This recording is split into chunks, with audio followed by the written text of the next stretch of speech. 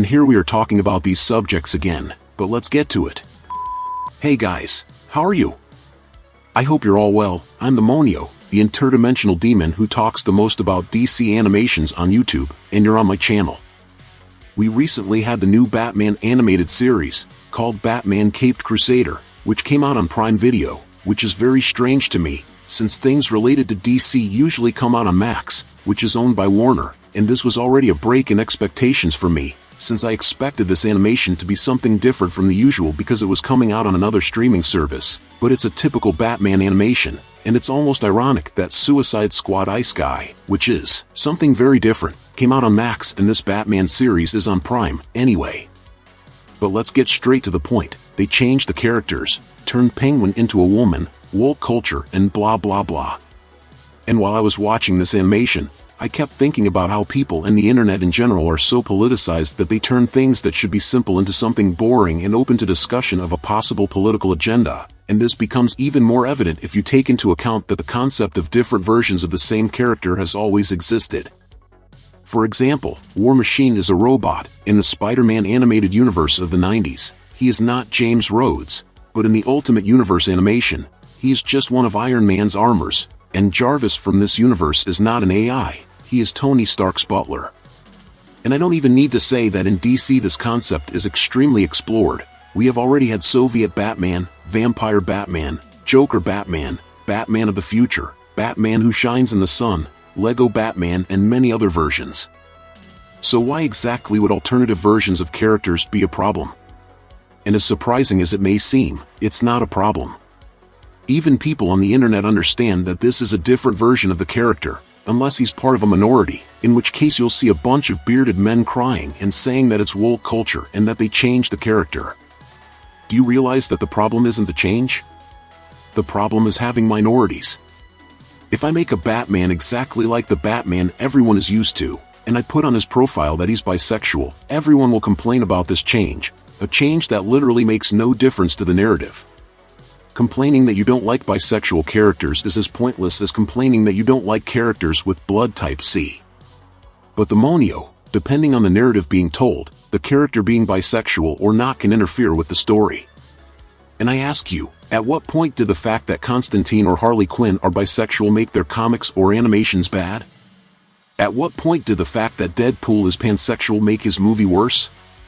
I bet that a lot of people who are watching this video didn't even know that these characters are LGBT. And what makes me most irritated is that all the problematization of these supposedly problematic changes comes from people who don't understand the characters, haven't read the comic, haven't watched the series or the movie, or haven't played the game. Someone will watch the Harley Quinn series and say that they changed the character and that she is now LGBT, but the character has always been like that. And I look at this person's comment and just realize that they don't understand anything about the character and are only reinforcing their prejudices, not only with this, but with all the things that this person has contact with.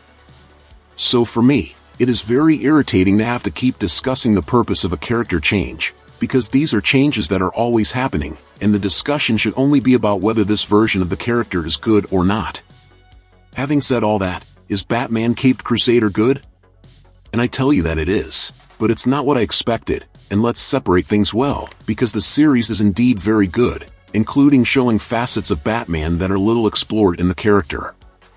A good example of this is the episode with the ghost, in which Batman remains skeptical about the existence of a ghost, and those who are watching think that in the end, it will really be just a fraud, using tricks and deceiving people, but no, it is a real ghost and Batman needs to deal with the fact that the supernatural exists, and yes, Batman has had contact with supernatural beings in other animations, but in the way this animation is constructed, to be a universe just for Batman, set in the 1930s, it is very strange and surprising to see Batman dealing with something that he cannot solve using logic and having to surrender to the idea that there are things that he simply does not understand, and that is really quite interesting. But despite all its qualities, the animation didn't engage me as much as I expected, and maybe the culprit for this is my expectations. When I saw something made by Prime Video, I really expected something very different from the usual, something like Batman Ninja, or even a Suicide Squad Ice Guy, but the series is a typical Batman animation, which could very well be on Max, and in this sense I really don't understand why the series came out on Prime. Maybe this feeling of more of the same is not because of the series itself, because it is different from most Batman products. I think the problem is the amount of animated productions involving Batman, which is getting a bit saturated, since there are so many things being made in relatively short spaces, and for me it was a surprise that they didn't find a way to put Batman in the Suicide Squad anime, just like they did in the Harley Quinn series and in so many other things that didn't even need to have Batman. Another thing that is very interesting is the aesthetics of the series opening, which is generally made up of static scenes from the episodes, but with some filters and effects that make everything more noir, and it looks really nice. I believe that if the series itself had this aesthetic, it would be much more interesting, and it would have a much stronger visual identity, and it would better differentiate this series from other Batman animations, and that was exactly something like that I missed so much in the series, something that would make it more unique, that could be easily recognized and differentiated from the others. But the series is good, despite not having a big budget. It focuses on a detective Batman, solving specific mysteries, in a Gotham very similar to the one we saw in Batman animated series. We can say that this series is an alternative universe of Batman animated series, with different and interesting character proposals, and a lot of focus on the police, being heavily inspired by Gotham GCPD, with a big highlight for Renee Montoya, who fits in really well with this story and is one of the coolest characters. One character that I found a bit dull was Harvey Bullock, who here is reduced to just a corrupt guy, and in the animated series he was a much more interesting character.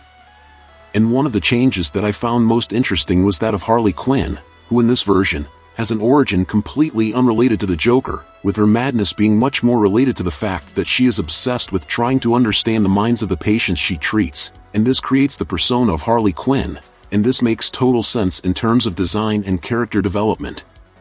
Overall, I really like the changes in the series, and my only reservation is that it didn't change enough to be considered something really new from Batman, but as I said, it's likely that my expectations were messed up, due to the excess of animated productions involving Batman, and you, who are more casual and don't consume all these other Batman things, will have a much better experience, especially if you are a fan of the classic animation.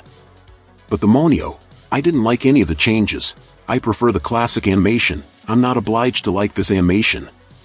Well, you're not obliged to do anything. In this case I recommend that you rewatch the classic animation, which is also very good. But what did you think of the series? Is it pure woke culture? Leave it in the comments, and if you liked the video, subscribe to follow the next content. Until next time my people, demonic hugs.